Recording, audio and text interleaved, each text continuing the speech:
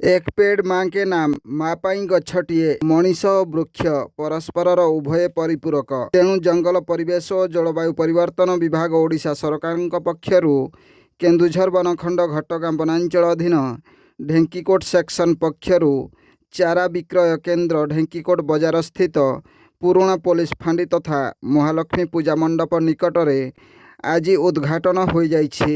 एठारे प्रत्येक वर्ष भली चलित वर्ष मध्य समाजर मंगल कामना निमंते सरकारक पक्षर अति सुलभ मूल्य रे लोकमानंकु चारा जोगाई देवा पई सरकारक अति सुंदर पदक्षेप। प्रत्येक चारार सर्वनिम्न मूल्य 1 टंका रही जहाँकि बजार मूल्य अपेक्षा अति सस्ता कह जाई पारे।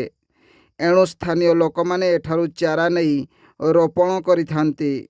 बंटन करा जाउथिबा चारा गुड़िक मध्यरे रहिछि अँला हरिड़ा बाहाड़ा कोड़ी अमृतभंडा सजना काजू आत चंदन पिजुली परी अनेक चारा सरकारी सेवा संस्था गुड़िक पई मागणा चारा वितरण करा जाउथिबा बेले साधारण लोकमानक पई प्रति चारार मूल्य 1 टंका रखा जाइछि। तेबे अंचलर बहु विज्ञ बुद्धिजीवी एवं समाजसेवी उपस्थिति रे चारा विक्रय केन्द्र उद्घाटन हो जाइछि। ब्यूरो रिपोर्ट जनजागरण ओडिया। वीडियो गुड़िक आपण मानकु भल लागुथिला हम चैनल को सब्सक्राइब करिवा सह लाइक शेयर करिवा को भूलंतु नाही।